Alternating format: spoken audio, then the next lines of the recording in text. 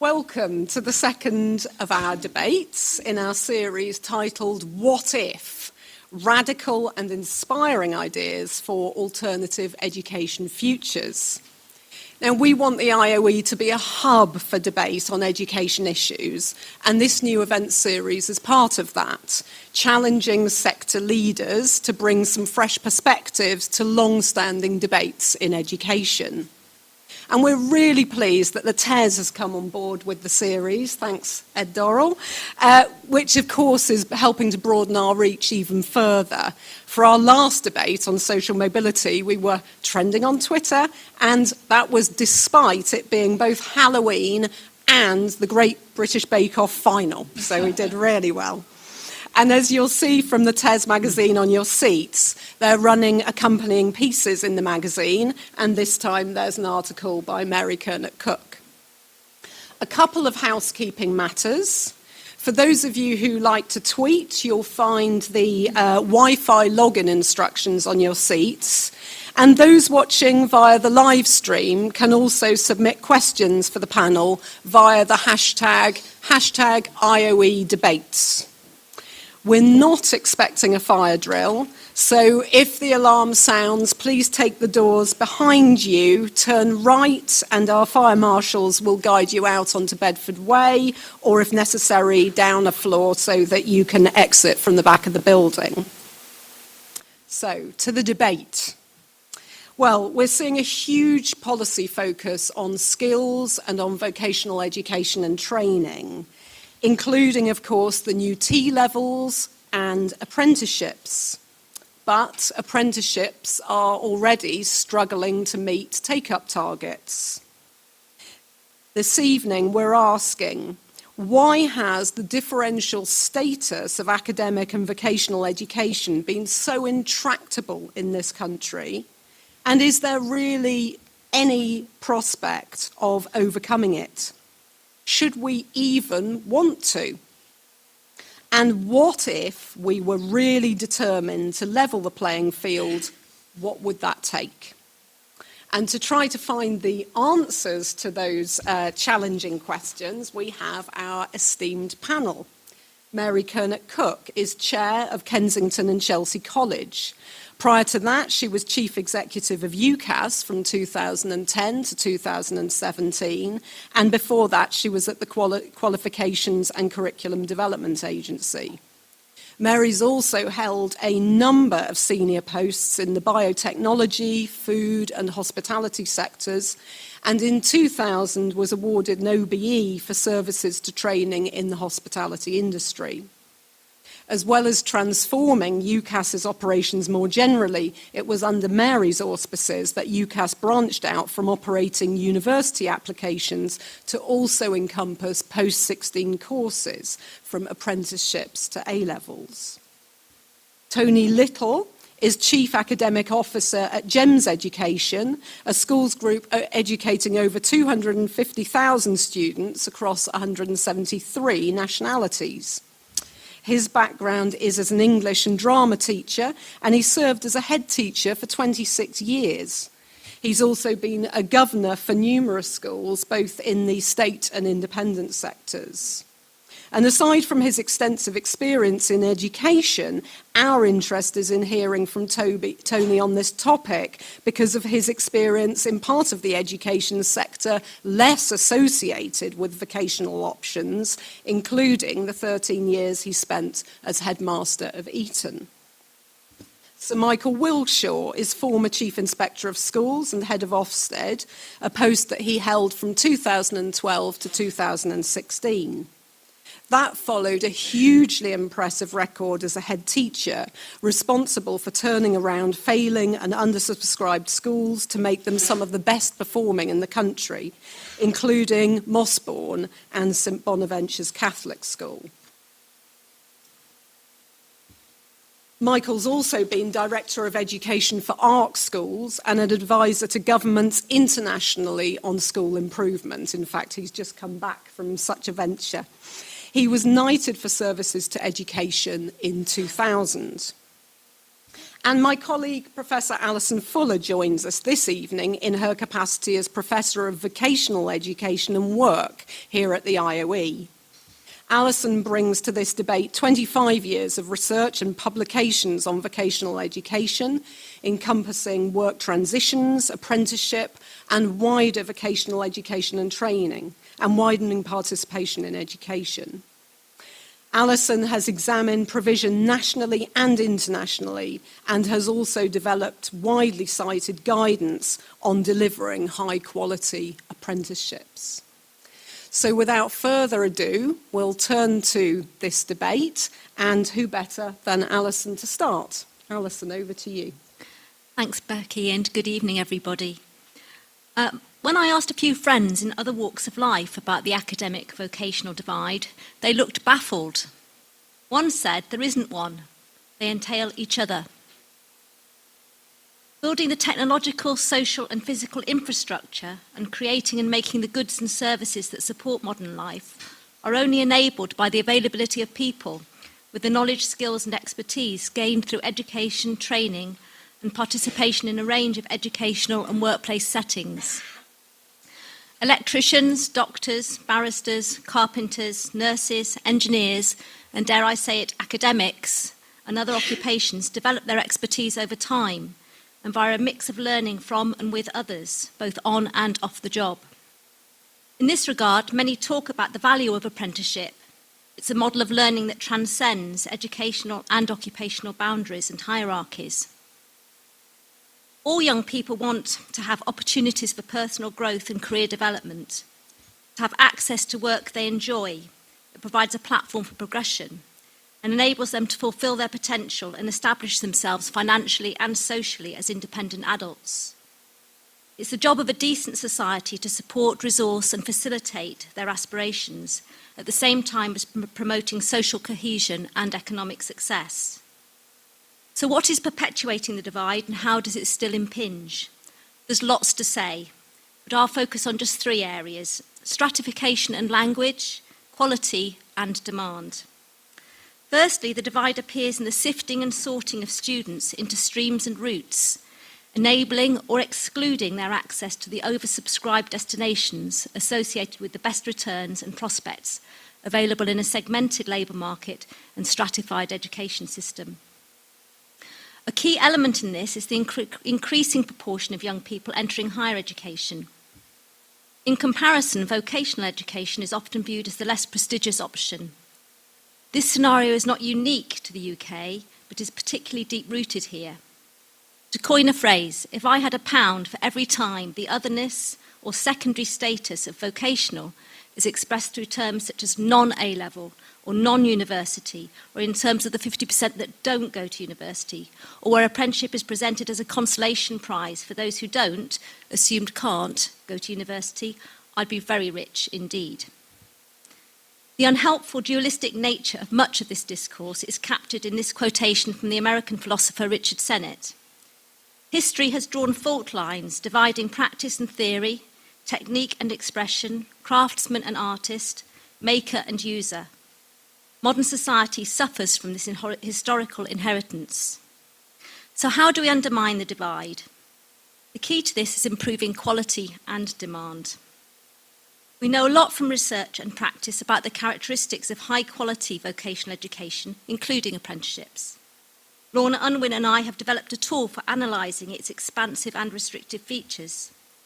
The more expansive provision is characterised by a planned, structured curriculum, diverse forms of participation in the workplace and educational institutions, the availability of pedagogical expertise on and off the job, time for reflection, recognition of the individual's status as both learner and worker, and through provision that's linked to the qualifications that have recognised currency for accessing the next level. In essence, high-quality vocational education and apprenticeship represent an integrated and hybrid offer that scaffolds learning both for occupational expertise and educational progression, not for one or the other. The outdatedness of the divide is recognised internationally, where we see the development of hybrid programmes that simultaneously support young people's educational and occupational development. For example, Austria has invested heavily in vocational colleges, offering 5-year full-time programmes for 15 to 19-year-olds that prepare and qualify young people for positions in the skilled labour market, whilst at the same time enabling them to achieve the Reifeprüfung and access to university. Similar initiatives are emerging in other countries. Dual or hybrid pathways provide a hedge against the risk of unemployment, as well as options for mobility. Improving quality is important, but overcoming the divide is dependent on sufficient demand in the economy from employers who want to invest in growing a skilled workforce. Much has been said about the UK's low productivity and the precarious nature of employment for many young people and adults. For example, a recent Resolution Foundation study showed how men, and particularly women, become stuck in low-paid service sectors. Weak demand for advanced and higher-level skills across the economy and the seriously uneven distribution of good jobs across the regions act as a brake on the ability of vocational education and apprenticeship, and general education too, to lever social mobility. In our research, we found that apprenticeship provides a window into the health of workplaces. Where apprenticeship is done well, you tend to find there's good training and development in place for the whole workforce, well-designed jobs, higher levels of employee involvement, and opportunities for career progression. The quality of work is important, providing the structural and workplace pedagogical conditions to facilitate or inhibit learning. Contributing effectively in and across diverse teams requires development of what's being called relational capacity. As educators, it challenges us to think about our pedagogy, recognising the shortcomings in modes of delivery based on concepts of transmission from expert to novice, and identifying ways of better supporting learners, for example by developing project and problem-based approaches and well-designed and facilitated work placements. In a recent front-page article, The Times ran the headline, "Top Schools Push Pupils Away from Universities. Privately Educated Advised to Learn Trades." So can we take this as an encouraging sign if the children of the wealthy and advantaged are going to become the tradespeople of the future? Of course, there's more to it. As we go on to read about the swift appropriation of attractive and relatively well-funded degree apprenticeships for 18-year-olds who've already attained a mix of A-levels and Level 3 BTECs, there's a real danger of new glass ceilings being imposed on those coming from below. Overcoming the divide depends not only on the quality of teaching and learning in schools, colleges, universities and workplaces, but also on the quality of work and increased availability of expansive educational and employment opportunities. John Dewey argued for a concept of vocational education that recognises the intrinsic values associated with holistic learning for occupational expertise and practice, for the individual and for wider society.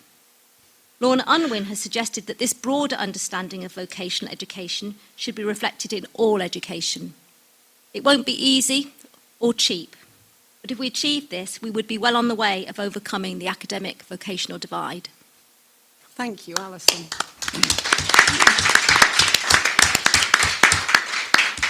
Michael. Thanks, Becky, and good evening, everyone. If the introduction of the apprenticeship levy and the recent publication of an industrial strategy means that at long last we've woken up to the shambles that passes for vocational education in this country, then we should all give 2 cheers or maybe 1. So why have the policymakers woken up from their torpor? Perhaps it's the 200,000 unfilled vacancies in shortage skills areas and the fear of this getting significantly worse after Brexit. Perhaps it's the continuing concerns about our failure to tackle low productivity, which is one of the worst in Europe. Whatever it is, we should try and be cautiously optimistic, and not before time. The lack of political focus for over half a century has meant that half our future, as Newsom said about another big divide in our society when he was looking at grammar schools, has been neglected for half a century. It's meant that too many of those youngsters who can't or don't want to proceed to A-levels or university have been failed for far too long. It's meant that every initiative from CPV, you can see how old I am when I mention something called CPV. Nobody in this room remembers it.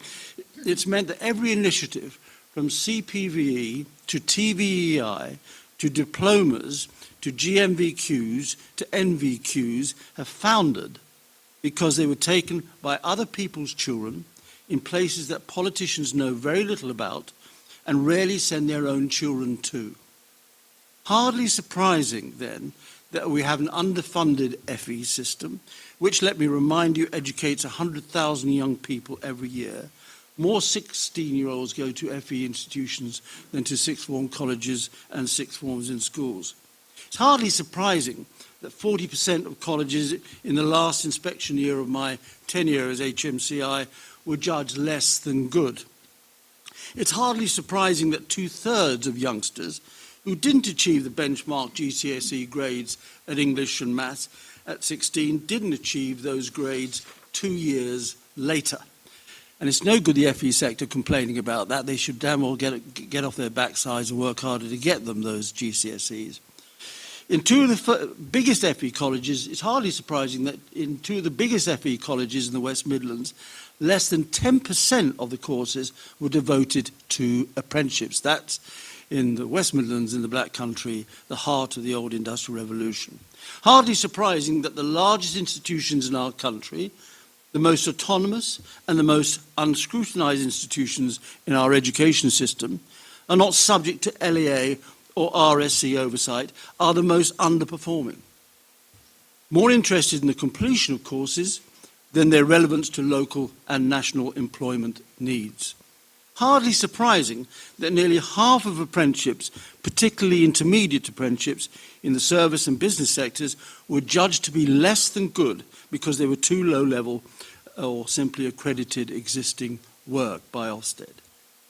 But, if this new awakening isn't just going to be another false dawn, then a number of things have to happen, in my view.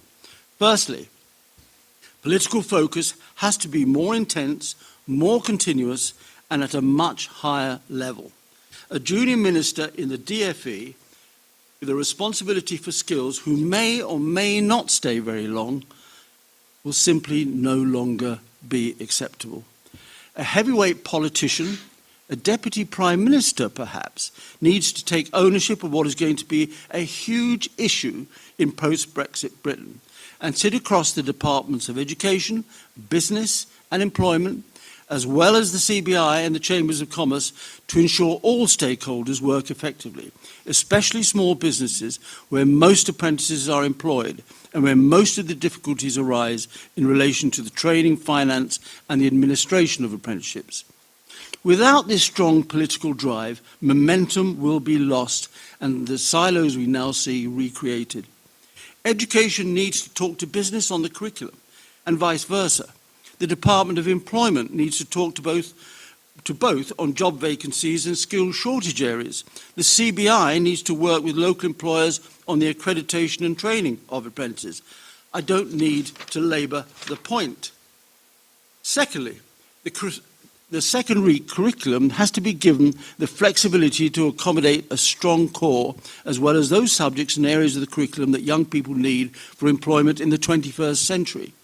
The study of history and geography should not be at the expense of sufficient